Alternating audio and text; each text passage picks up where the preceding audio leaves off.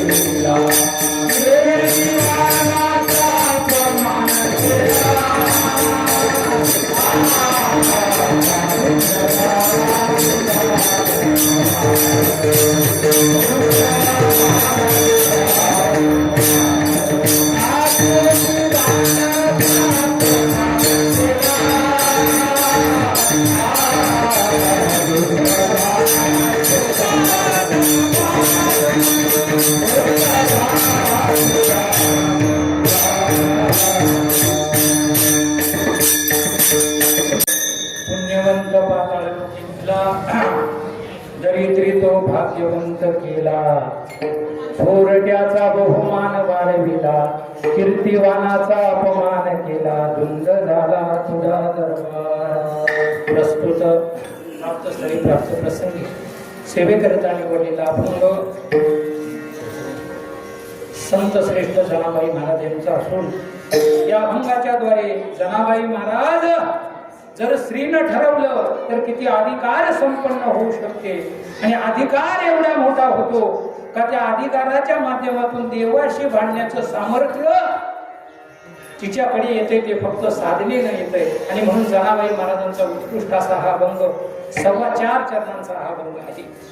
हो, या अभंगातून संत जनाबाई महाराज पंढरीश पांडुरंग परमात्म्याशी त्या ठिकाणी अनुवाद करतात. देव आणि भक्तामध्ये होतो तो अनुवाद, देव आणि भक्तामध्ये होतो तो अनुवाद, निरर्थक केला जातो तो वाद, आणि शिष्य आणि गुरु मध्ये होतो तो संवाद.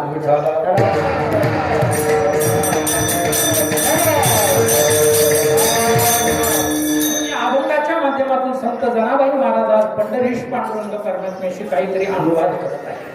काय अनुवाद करत आहेत? यथामती यथा अवकाश, अल्प अशा वेळेमध्ये आपल्याला या अभंगावर विस्तृतपणे असं त्या ठिकाणी चिंतन करायचं आहे. आज जी एकादशी आहे ती फार महत्वाची आहे, म्हणजे बाकीच्या एकादशी महत्वाच्या नाहीत असं नाही, परंतु आजची जी कामदा एकादशी आहे ही फार महत्वाची आहे. का महत्वाची आहे? कारण आपल्या हिंदू धर्माच्या नवीन वर्षाची सुरुवात याच महिन्यात आहे, आणि आपल्या नववर्षाची सुरुवात झाल्याच्या नंतर मला वाटतं 2 उपवास प्रामुख्यानं सुरुवातीलाच येतात. पहिली काय येते? रामनवमी. आपल्या सनातन धर्मामध्ये 5 पर्व सांगितलेले आहेत. काय पर्व विशेष? भागवत धर्मी, नरसिंह जयंती, रामनवमी, वामन जयंती, जन्माष्टमी आणि उत्तमोत्तमी शिवरात्री. या 5 पर्वापैकी एक पर्व आता होऊन गेलं. कसलं? रामनवमी. आणि म्हणून हा 5 पर्वापैकी एक पर्व काळ आहे. हा जो पर्व आहे हा उपवास त्या ठिकाणी एकादशी व्रतात प्रमाणेच करायला सांगितलेला आहे. आता काही मंडळी दुपारी श्रीराम प्रभूंचा जन्म उत्सव साजरा झाल्याच्या नंतर सोडून देतात. तो वाद सोडा. परंतु हा जो उपवास आहे ना, हा मोठा त्या ठिकाणी काय आहे? पर्वकाळ. आणि हा पर्वकाळाचा उपवास ज्याप्रमाणे आपण एकादशी करतो, म्हणजे एकादशीची त्या ठिकाणी काही एकादशी व्रत करण्याची काही नियमावली आहे. एकादशीचं व्रत केव्हा पूर्णत्वाला जातोय?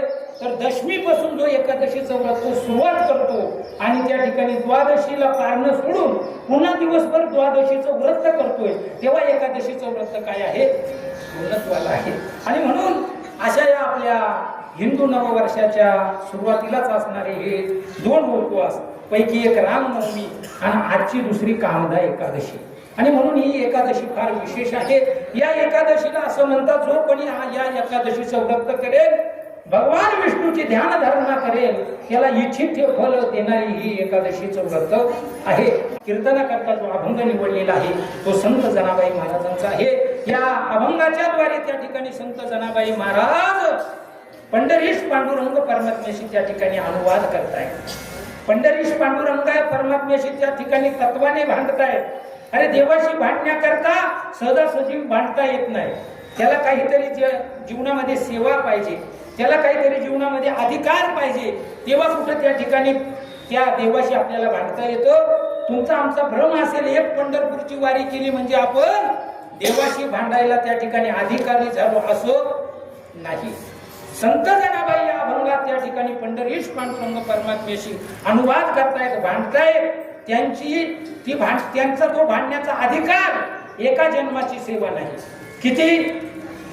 एका जन्माची नाही, 4 जन्मांची नाही, एका युगाची नाही, तर किती? 4 युगांमध्ये. आणि माझ्या संत जनाबाईंनी पंढरीश पांडुरंग परमात्म्याचा युगाचा भक्त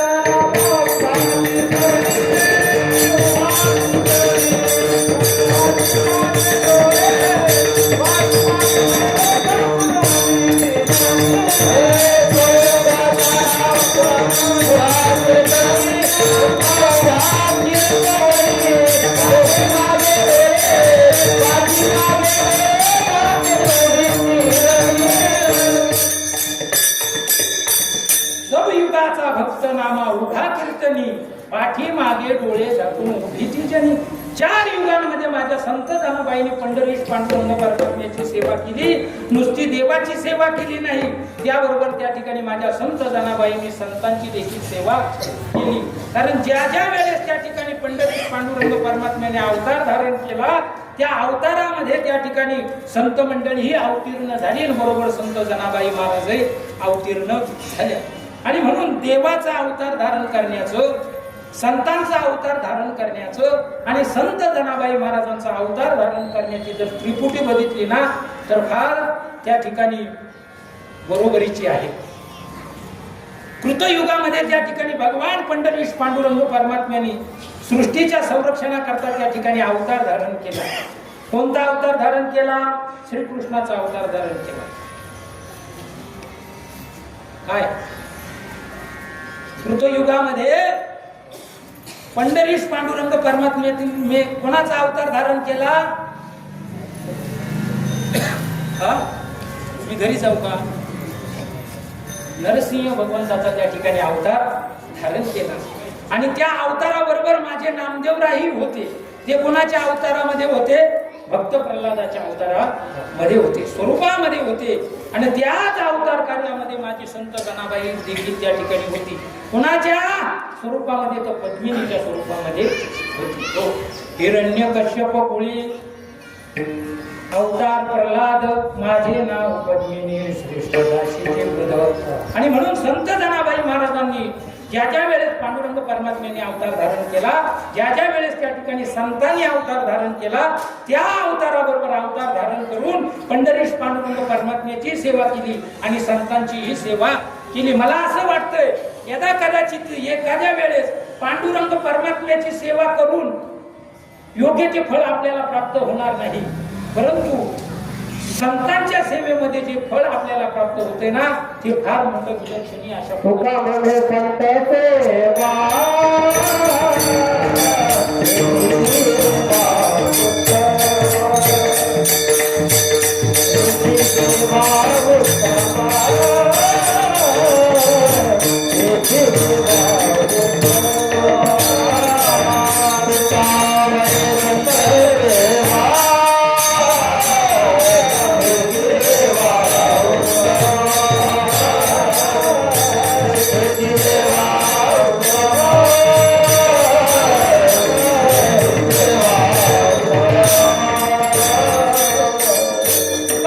संत सेवा म्हणून देवाची सेवा यदा कदाचित कमी पडली तरी चालेल, परंतु संत सेवा त्या ठिकाणी जीवनामध्ये पाहिजे. नामदेव महाराज त्याचं वर्णन करतात आणि संत सेवेमध्ये फार फळ असल्या कारणानं संतांची सेवा करण्याकरता यदा कदाचित आपल्याला पुत्र म्हणून जरी जन्माला यावं लागलं ना तरी चालेल. नामदेव महाराज वर्णन करतात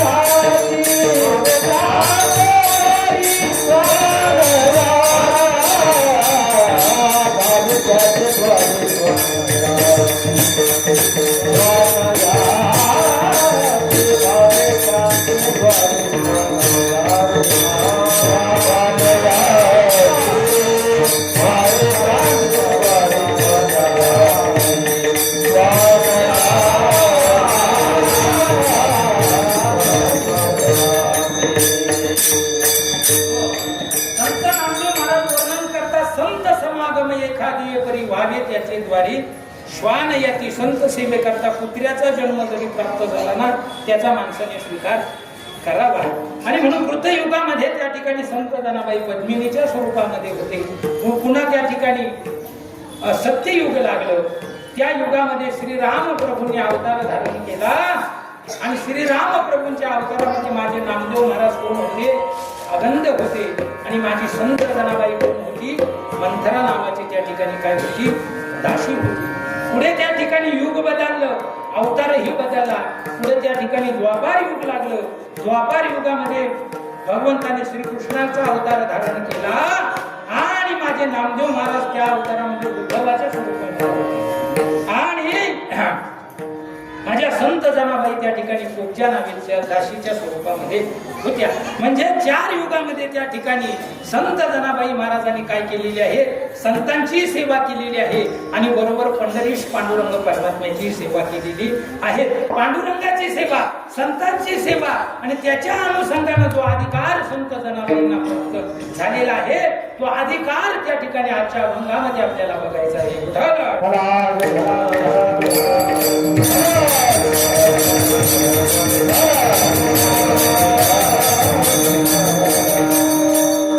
संत जनाबाई महाराजांचा जन्म त्या ठिकाणी बीड जिल्ह्यातील गंगाखेड नावाच्या त्या ठिकाणी गावामध्ये झाला. कुटुंब पहिल्यापासून त्या ठिकाणी वारकरी आहे, सात्विक आहे. आई वडील नियमित प्रमाणे त्या ठिकाणी काय करायचे? पंढरपूरची वारी करायचे. परंतु इतकी सर्व सेवा करूनही पोटी मात्र संतती नव्हती. दुःख होतं. एके दिवशीचा प्रसंग असा, संत जनाबाई महाराजांच्या वडिलांच्या स्वप्नामध्ये पंढरीश पांडुरंग परमात्मा गेले आणि स्वप्नामध्ये सांगितलं, ऐका, गोड असं कन्यारत्न त्या ठिकाणी तुम्हाला प्राप्त होणार आहे. आणि तो प्रसूतीचा कालावधी जवळ आला आणि संत जनाबाई महाराजांचा त्या ठिकाणी काय झाला, जन्म झाला. जन्म झाल्याच्या नंतर संत जनाबाई आता लहानशा मोठ्या होऊ लागल्या आणि होऊ लागल्याच्या नंतर घराण्याची असणारी परंपरा, युगाची असणारी परंपरा आणि स्वतःच्या घराण्याची परंपरा, युगाची परंपरा, स्वतःने केलेल्या सेवेची परंपरा असल्या कारणानं संत जनाबाई लहान अवस्थेमध्ये त्या ठिकाणी पंढरीश पांडुरंग परमात्म्याचा निज ध्यास लागला, भजन करू लागले. नित्य नेमानं त्या ठिकाणी पंढरीश पांडुरंग परमात्म्याचं भजन करायचे. एक दिवशीचा प्रसंग असा, कारण मानवी जीवन त्या ठिकाणी साधनेशिवाय, नामचिंतनाशिवाय परिपक्व दशेला नाही. जोपर्यंत त्या ठिकाणी आपल्या जीवनामध्ये नामचिंतनाची साधना, नामचिंतन जीवनामध्ये येत नाही तोपर्यंत आपला परमार्थ फलद्रूप होऊ शकत नाही. आणि म्हणून ते नामचिंतन त्या ठिकाणी आपल्या मुखामध्ये यावं याकरता आपल्या अनेक जन्मांचं त्या ठिकाणी संचित उदयाला यावं लागतं. आणि जोपर्यंत आपल्या अनेक जन्मांचा पुण्याचा संचय होत नाही तोपर्यंत पंढरीश पांडुरंग परमात्म्याच्या नामचिंतनाचा आपल्या मुखामध्ये येऊ शकत नाही. अनेक जन्मांचं त्या ठिकाणी काय पाहिजे, पुण्य पाहिजे. तिळ तिळ पुण्य साचा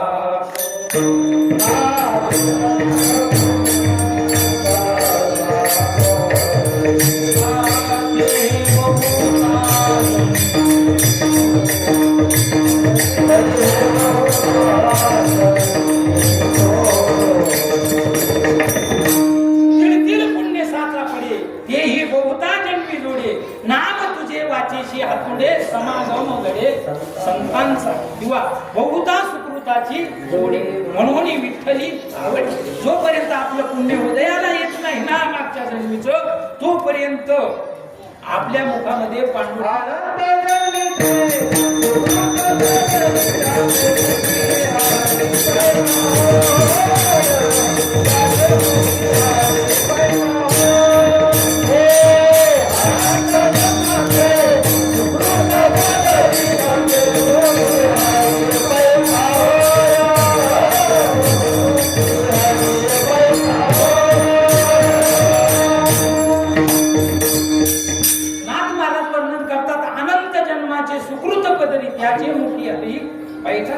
अनेक जन्मांचं त्या ठिकाणी सुकृत पुण्य त्या ठिकाणी फळाला आल्याच्या नंतर पंढरीश पांडुरंग परमात्म्याचं नामचिंतन आपल्या मुखामध्ये येत असतंय.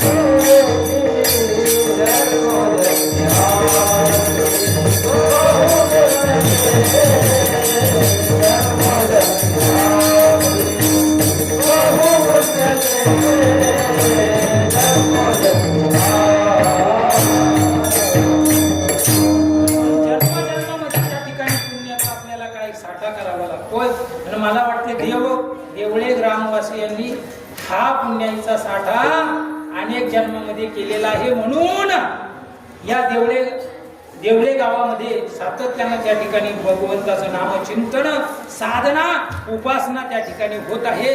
ज्यांच्या आशीर्वादानं, ज्यांच्या कृपा दृष्टीनं आपलं संपूर्ण गाव या ठिकाणी ही नामचिंतनाची साधना करतायत, त्या महात्म्यांचे त्या ठिकाणी आपल्या या देवळे गावावर फार त्या ठिकाणी उपकार आहेत.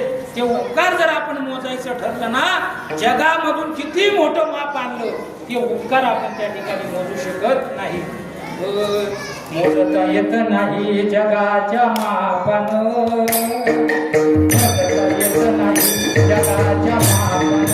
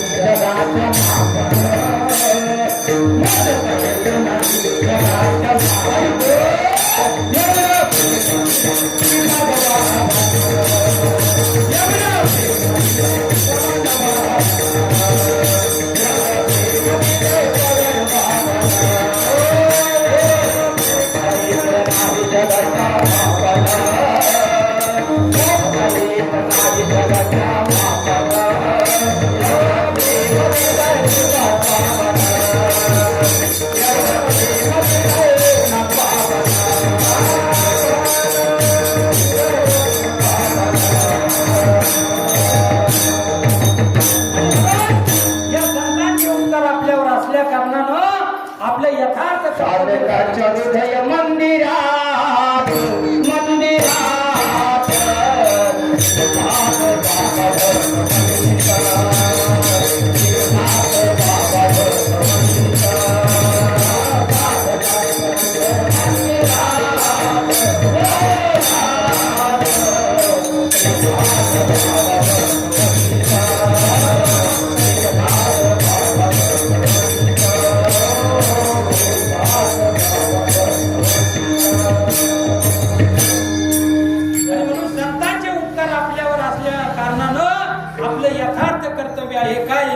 घेई घेई घेई माझे वाटे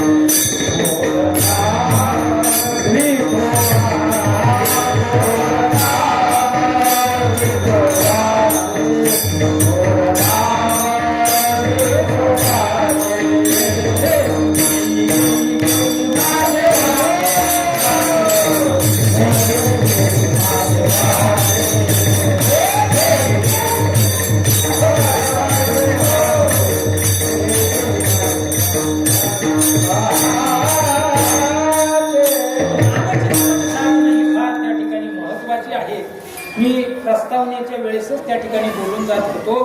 खऱ्या अर्थानं त्या ठिकाणी साधनेविषयी जे भेद निर्माण केलेत ना हे तुम्ही आम्ही केले. संप्रदाय तत्व मुळात त्या ठिकाणी एकच आहे. सर्वांगानं पहा, संप्रदायाचं मूळ एकच आहे. मुख्य महाविष्णू चैतन्याचे मूळ संप्रदाय फळ येथून या. म्हणून हंसरूपी ब्रह्मा उद्देशी श्रीहरी चतुश्लोकी चारी भागवत ते गुच विधाता सांगे नारदासी नारदे व्यासाशी उपदेशिले. राघव चैतन्य केले अनुष्ठान त्याशी द्वैपायने कृपा केली. कृपा करून हस्त ठेवी येला शिरी मोदतो अंतरी बसावला. राघवाचरणी केशव शरण बाबाजीशी पूर्ण कृपा त्याची. बाबाजींनी स्वप्नी येऊन तुकी याला अनुग्रह दिला. निज प्रतिम जगद्गुरु तुका अवतार नाम याचा संप्रदाय ही एक नाही, ही एक नियमावली. आता दुसरी बाजू पहा. ज्ञानदेवे उपदेशी करू पाही सोपान मुक्ताई बोधी येली. मुक्ताईनी बोध हेच राशी केला त्याने नाम याला बोध येले. नाम्याचे कुटुंब सांगावटू आणि एका जनार्दनी विस्तार मुक्ताईचा.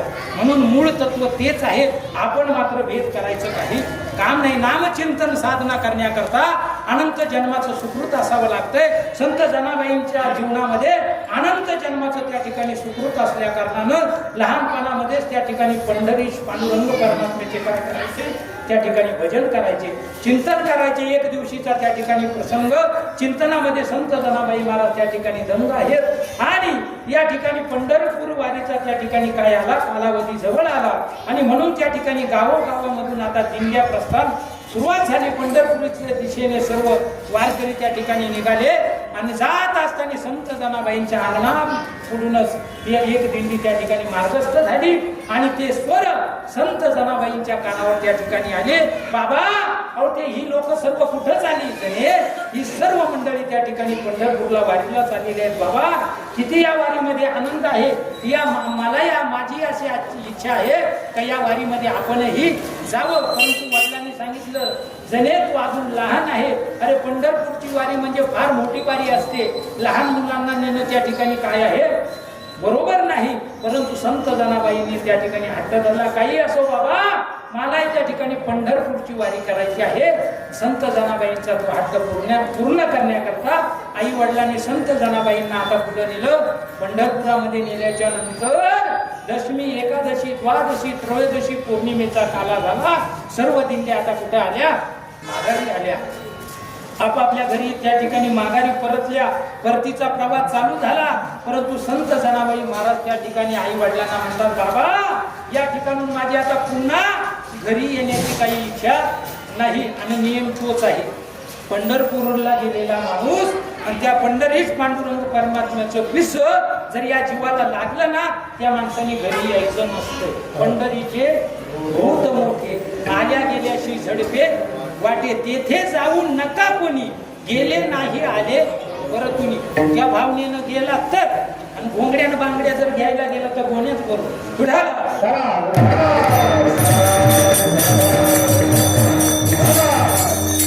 आपल्यापैकी बरीचशी वारकरी मंडळी त्या ठिकाणी नियमानं पंढरपूरची वारी करतात, पायी करतात. आणि पायी करत असताना नियमावलीची त्या ठिकाणी पालन करत नाही. वारी करत असताना ज्या वेळेस आपल्या पोटाला गरज आहे ना, त्यावेळेस कुणी काही देऊ, त्याच वेळेस ते पदार्थ म्हणा, ती खाण्याची वस्तू म्हणा, तिचा स्वीकार करावा. काही माणसं असे आहेत, पोटामध्ये जागा नसली ना, म्हणतात माझ्या गोणीमध्ये जागा आहे. पंढरपूरच्या वारीला जातात आणि गोण्याच्या गोण्या बिस्किट भरून नातवंडांना आणतात, परंतु तशी वारी घडत नाही.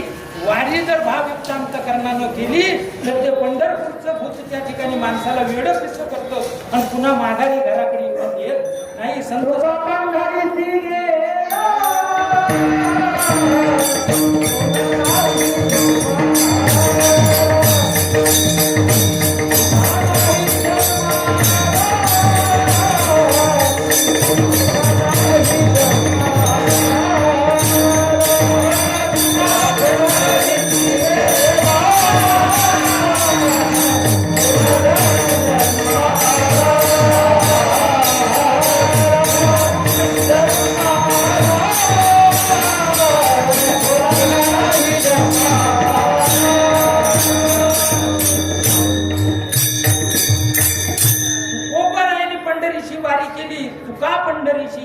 पुन्हा नाही जन्मा आला, पुन्हा आलेच नाही, अशा पद्धतीची वारी करावी. संत जनाबाई महाराज म्हणतात, बाबा आई आता माझं घरी जाण्याचं मन होत नाही, मी इथंच थांबते.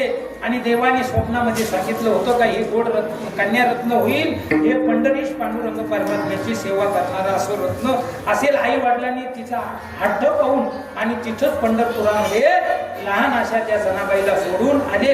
आणि पंढरपूरमध्ये संत जनाबाई राहत असताना आता कोणी परिचयाचं नाही, कोणी ओळखीचं नाही, आता कसं राहावं. परंतु संत जनाबाईने हे केलं, राहुळ मात्र मंदिर मात्र सोडलं नाही, तिथंच त्या ठिकाणी थांबले. आणि आमच्या नामदेव महाराजांचा नित्याचा क्रम त्या ठिकाणी पंढरीश पांडुरंग परमात्म्याला नैवेद्य घेऊन जावं, पंढरीश पांडुरंग परमात्म्याला त्या ठिकाणी दूध घेऊन जावं. आणि म्हणून नामदेव महाराज त्यांचा नित्याचा क्रम करत असताना नामदेव महाराजांचं लक्ष गेलं, ही लहान मुलगी आहे आणि ती मुलगी त्या ठिकाणी पंढरपुरामध्ये असताना काही खेळ खेळत नव्हती, केवळ आणि केवळ काय करायची, पंढरीश पांडुरंग परमात्म्याचं भजन करायची. विठ्ठल विठ्ठल चालू आहे. नामदेव महाराजांनी बघितलं, अरे ही बालक काही सामान्य दिसत नाही, म्हणून नामदेव महाराज जवळ गेले. विचारलं, बाई तू कुठून आली, काय आली. संत जनाबाईंनी विचारलं, आता मी कुठून आले बाबा हे मला विचारू नका, आता मला राहायचे कुठं आणि पुढे जीवनामध्ये करायचं काय ते मला सांगा. आणि जीवानीही मला वाटतं तेच करावं. आता आपण कुठून आलोय हे विसरून जा आणि आता आपल्याला नेमकं जायचे कुठं आणि मानवी जीवनाचं सार्थक कशाने होईल याचा जीवानं त्या ठिकाणी विचार करावा.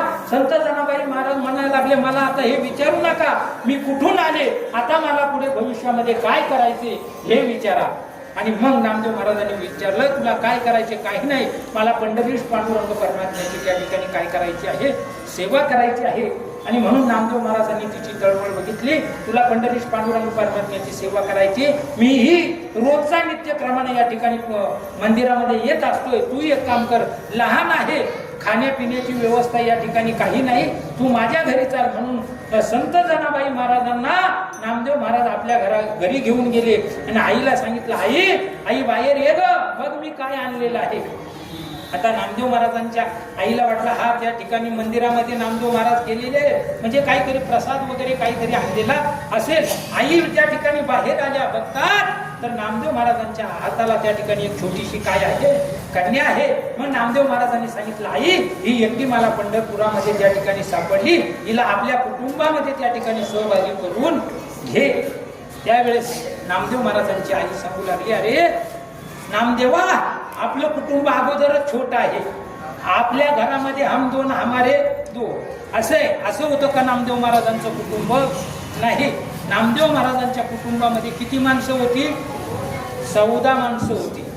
त्याचं वर्णन करत असताना संत जनाबाई महाराजांनी त्याचं वर्णन केलं.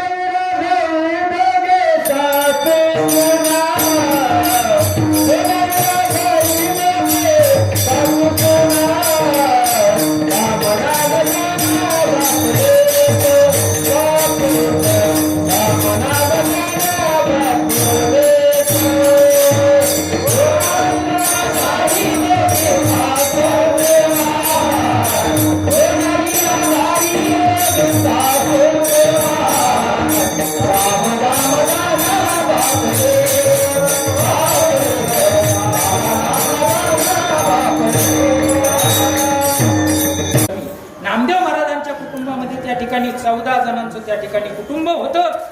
आणि म्हणून नामदेव महाराजांच्या आग्रहास्तव नामदेव महाराजांनी सांगितलं, ऐक ना ग आई, ही आपल्या घरामध्ये वाटेल ते त्या ठिकाणी काम करेल, आपल्या कुटुंबाची सेवा करेल, पण हिला ठेवून घे. म्हणून संत जनाबाईंना त्या ठिकाणी नामदेव महाराजांच्या कुटुंबामध्ये दासी म्हणून त्या ठिकाणी संत जनाबाईंचा स्वीकार करण्यात आला. संत जनाबाईंच्या वाट्याला काहीतरी कामं लावून दिली. काय काय कामं संत जनाबाई करायच्या, ज्या पद्धतीनं माता भगिनी करतात त्या पद्धतीनं संत जनाबाई महाराज त्या कुटुंबामध्ये कामं करत होती. फक्त आता युग बदललं, तेव्हा युग बदललेलं नव्हतं. आता माझ्या मातू भगिनींना सर्व त्या ठिकाणी काय झालं, सोपं झालं. आता दळण राहिलं नाही, आता कांडण राहिलं नाही. परंतु पूर्वी त्या ठिकाणी दळण आणि कांडण केल्याशिवाय कुटुंबामध्ये अन्न शिजल्या जात नव्हतं. एवढं सर्व त्या ठिकाणी संत जनाबाईनं त्या ठिकाणी दळण केलं, कांडण केलं, झाडलोट केली. ते झाडलोट करण्याकरता, दळण करण्याकरता परमेश्वराने तिलाही त्या ठिकाणी मदत केली. म्हणून संत जनाबाई महाराज त्या ठिकाणी विविध प्रकारचं त्या ठिकाणी काम करू लागली. काम करत असताना भजन करतायत आणि ते भजन करत असताना ज्या वेळेस नामदेव महाराज त्या ठिकाणी पांडुरंग परमात्म्याच्या दर्शनाला मंदिरात जायच्या त्या वेळेस संत जनाबाई जात होत्या. आणि त्या जाण्या येण्यानं पंढरीश पांडुरंग परमात्म्याचे जनाबाई महाराजांचे त्या ठिकाणी इतकं त्या ठिकाणी मन एकमेकाशी लागलं का दोघंही एकमेकाशिवाय राहत नव्हते. म्हणजे संत जनाबाई महाराजांना मंदिरात गेल्याशिवाय चैन पडत नव्हतं आणि पंढरीश पांडुरंग परमात्म्याला संत जनाबाईच्या घरी गेल्याशिवाय राहावं नव्हतं. अशा पद्धतीचं प्रेम त्या ठिकाणी वाढल्या गेलं.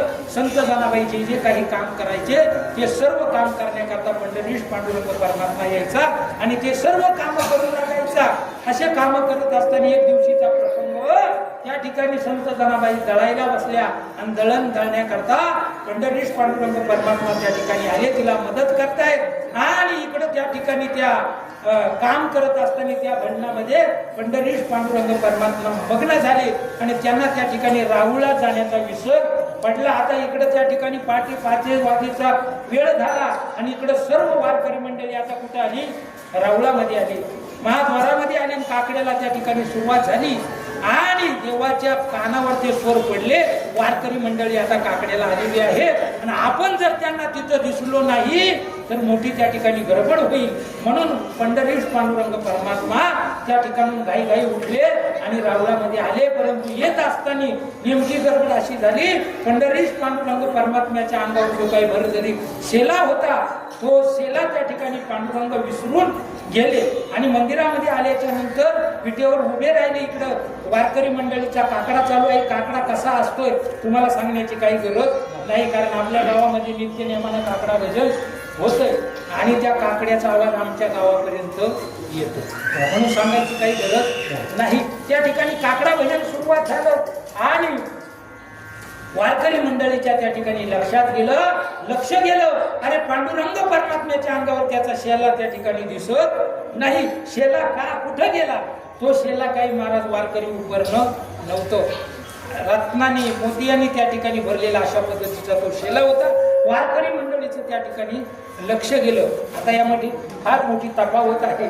वारकरी असून ज्यांना त्या ठिकाणी माणिक मोत्यांची त्या ठिकाणी जाणीव होते ना, ते त्या ठिकाणी वारकरी नाही. कारण वारकऱ्याची भूमिका कशी असावी, एरवित तुमचे जन ते आम्हा मूर्तिके समान. खरी जर वारकरी असला, खरी जर परमार्थिक माणूस असला ना, त्याला समोर किती सोनं असले, समोर किती दागिना असले, समोर किती संपत्ती असली ना, ती सर्व संपत्ती मातीसारखी वाटली पाहिजे. वारकऱ्यांना त्या ठिकाणी कळालं, अरे त्या ठिकाणी रत्नाने भरलेला शेला देवाच्या अंगावर नाही, खुशबूज झाली. आणि सर्व वार्ता त्या ठिकाणी पाटलाला सांगितलं, पाटील बुवा, अरे आपल्या मंदिरामध्ये त्या ठिकाणी चोरी झाली, देवाचा शेला आता काय गेला, चोरीला गेला. तपास कार्य सर्व त्या ठिकाणी सुरुवात झाली. प्रत्येक घरामध्ये विचारपूस करत करत करत नामदेव महाराजांच्या घरापर्यंत आता सर्व तो तांडा त्या ठिकाणी आला. आणि त्या सर्व मंडळीला पंढरीश पांडुरंग परमात्म्याचा तो शेला त्या ठिकाणी दिसला. आता संत जनाबाई महाराज त्या शेल्याच्या जवळच होते, परंतु संत जनाबाई महाराजांची भक्ती इतकी परिपक्व शेला होती की जवळ सर्व रत्नांनी भरलेला शेला असूनही तो तिला त्या ठिकाणी रत्न दिसत नव्हते. संत जनाबाई महाराजांना तो फक्त काय दिसायचा, शेला दिसायचा. आणि वारकऱ्यांना काय दिसले, रत्न दिसले. म्हणून संत जनाबाई महाराजांनी त्याच्याकडे लक्ष दिलं नाही. मंडळीने बघितलं, हा शेला तुझ्याकडे आला कसा. त्यावेळेस संत जनाबाई महाराज म्हणतात, हा शेला काही मी आणलेला नाही, पंढरीश पांडुरंग परमात्मा स्वतः या ठिकाणी माझ्याकडे आला आणि तो विसरून गेला, सांगायला लागले. परंतु मंडळीचा विश्वास त्या ठिकाणी बसेना. कारण कासा भजन कोण म्हणतोय, म्हणे आम्ही म्हणतोय. देवाची सेवा कोण करतोय, आम्ही करतोय. मग देवानी संवाद कोणाशी करायला पाहिजे, आमच्याशी करायला पाहिजे. हिच्याशी देव संवाद कराया रिकामा नाही, मानायला तयार नाही. परंतु त्या ठिकाणी संत जनाबाई महाराज देवाला त्या ठिकाणी विनंती करायला लागले, देवा अरे तू सांग, हा शेला तू विसरून गेलेला आहेस.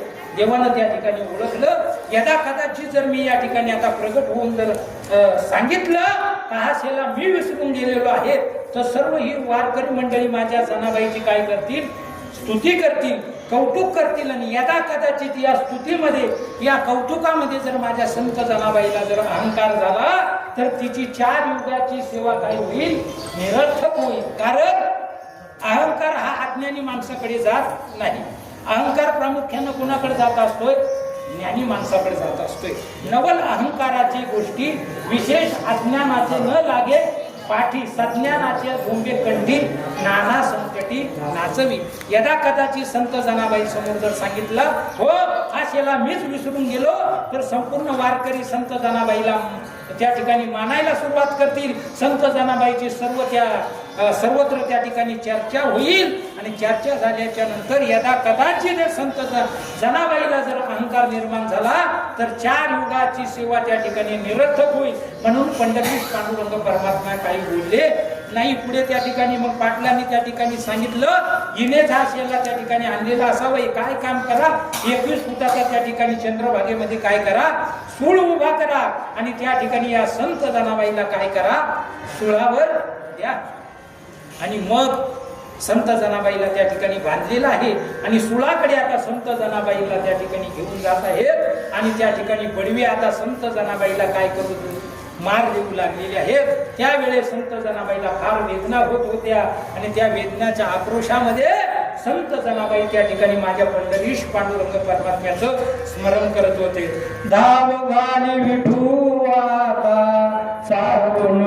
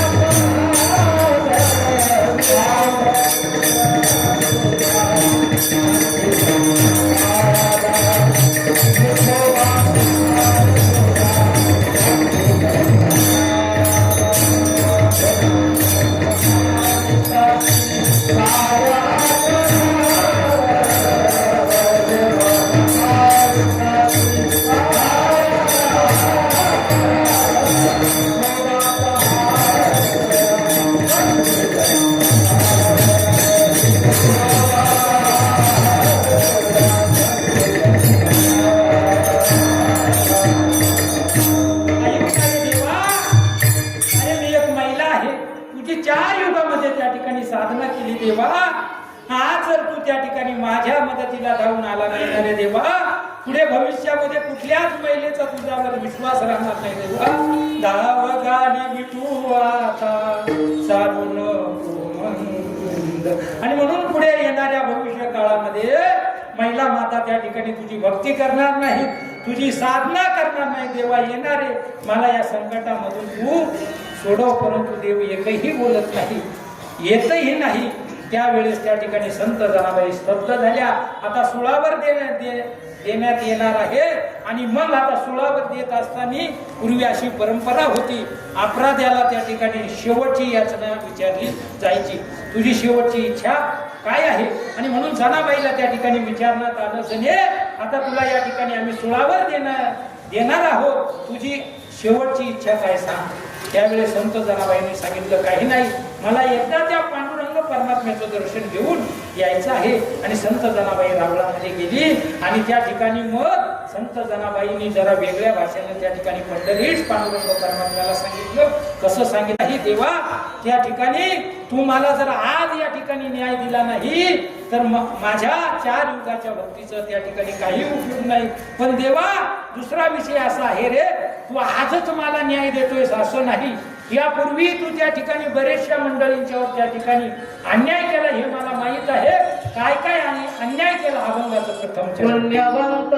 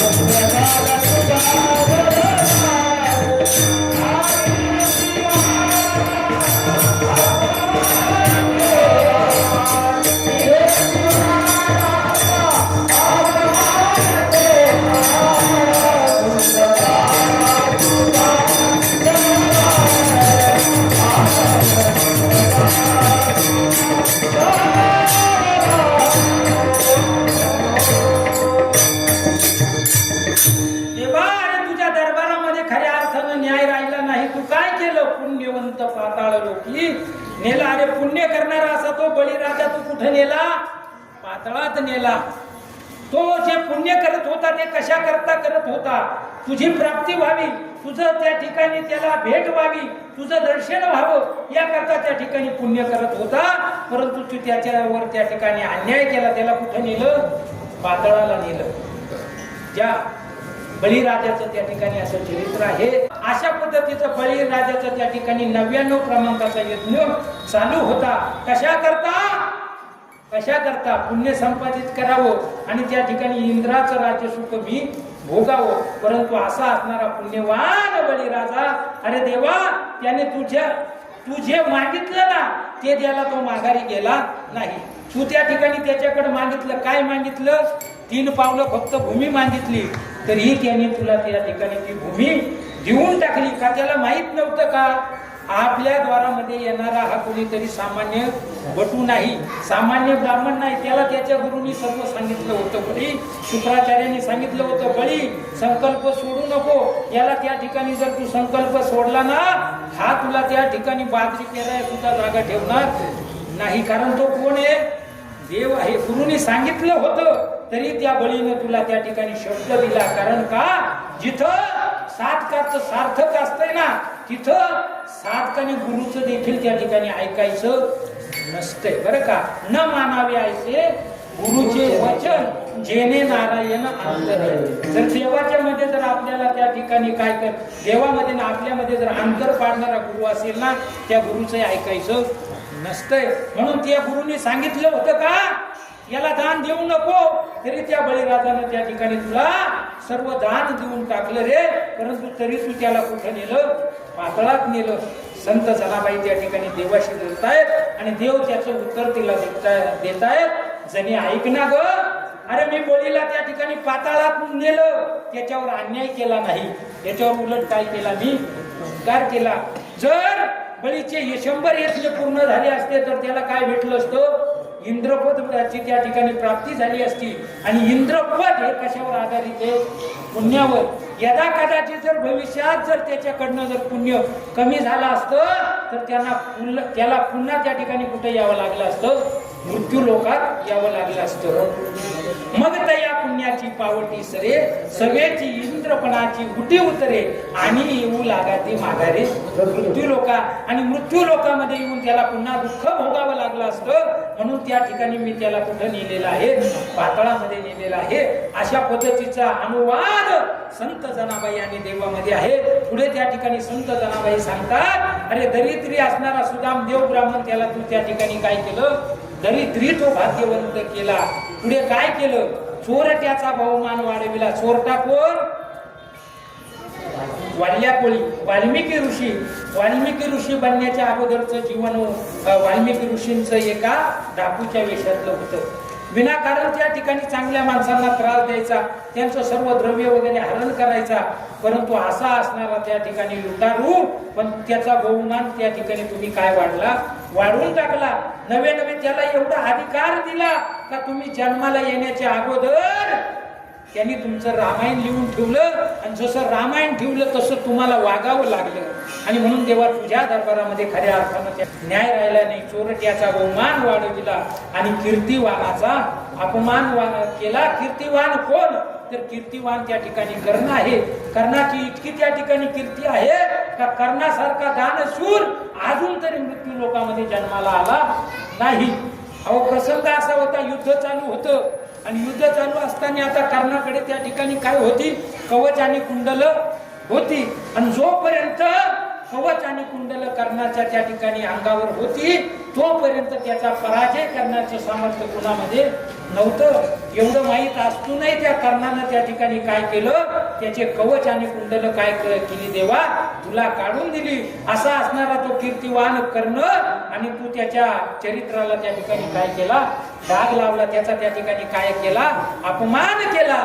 म्हणून देवा खऱ्या अर्थानं तुझ्या दरबारामध्ये आता न्याय राहिलेला नाही. धुंद झाला तुझा दरबार विठोबा.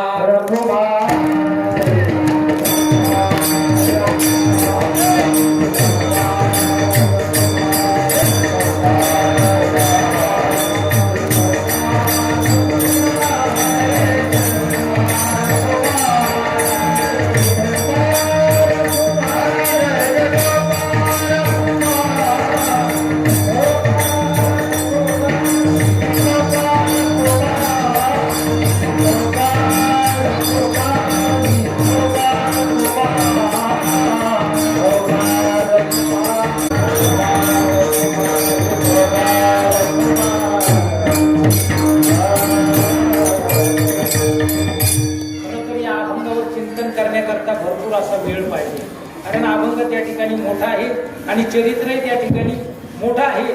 जरी या अभंगावर चिंतन करत असताना आपल्याला कथा गोष्टी जरी वाटत असल्या ना, या कथांच्या मध्ये परमार्थ करणाऱ्याला बरंचसं काही शिकायला मिळतं. म्हणून मी अशा पद्धतीचा अभंग त्या ठिकाणी नियुक्त केलेला आहे. एका चरणाचा आपण त्या ठिकाणी विचार केलेला आहे, परंतु आता समय त्या ठिकाणी आपला संपुष्टात आलेला आहे. पहिल्या चरणाचा त्या ठिकाणी विचार केलेला आहे. अगदी 5 मिनिटात आपण त्या ठिकाणी आता संतांचं भजन घेऊ. माझ्या वाणीला पूर्णविराम देणार आहे. ज्ञानेश्वर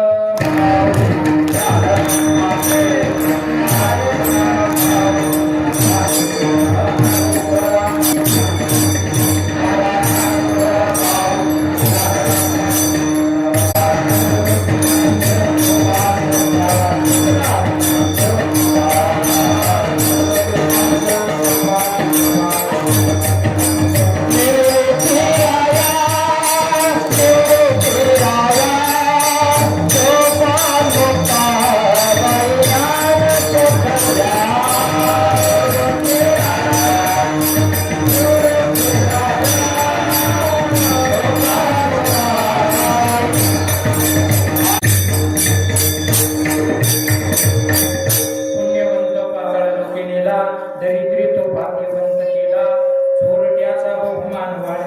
कीर्तिवानाचा अपमान केला दुर्ग झाला तुझा दरबार पैरियाशी दिदली मोक्ष सिद्धी कपटिया दिदली महानिधी सेवकाच्या ढोंगाना मिळे सिंधी चालकाशी त्रैलोक्य भावी म्हणजे दुर्ग झाला तुझा दरबार सत्ववानाचा भोगू केला छळ कीर्तिवानाचे मारी येले बाळ सखा म्हणवीसी त्याचे नासे बळ जनी मनी मी जाणे तुझे खेळ बुद्ध झाला तुझा दरबार यथापती येता अवकाश या अभंगावर माझ्या अल्प अशा मतीला सुचलेला विचार आणि ते चिंतन तुमच्यासमोर मांडण्याचा प्रयत्न केलेला आहे. बोलण्याच्या ओघामध्ये जर काही कमी अधिक जर शब्द झाले असतील तर मोठ्या उदार अंतकरणाने या ठिकाणी मला क्षमा करा, कारण बोलण्याच्या ओघामध्ये त्या ठिकाणी नवीन माणसाचे शब्द जातच असतात. म्हणून आमच्या वारकरी शिक्षण संस्थेची आळंदी वारकरी शिक्षण संस्थेची जुनी मंडळी म्हणायची, जो ओघानं बोलून जातो तो वक्ता नव्हे, जो विचार करून बोलतो तो वक्ता. आणि म्हणून बोलण्याच्या ओघामध्ये कमी अधिक होण्याची शक्यता आहे, कारण मी फार काही जुना कीर्तनकार नाही. आता नवीनच या ठिकाणी कार्यक्रम करायला लागलो.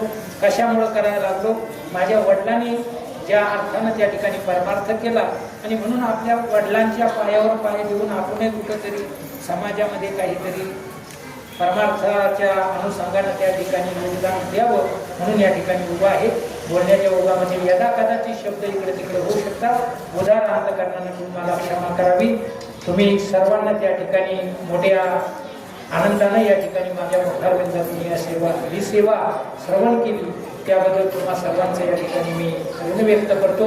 तुम्हा सर्व संत मायबाबांच्या मातृवर्गाच्या पितृवर्गाच्या चरणी विनम्र भावाने या ठिकाणी नतमस्तक होतो आणि शेवटची चाल होईल, शेवटची भैरवी त्या ठिकाणी होईल आणि कार्यक्रम संपला असं जाहीर होईल.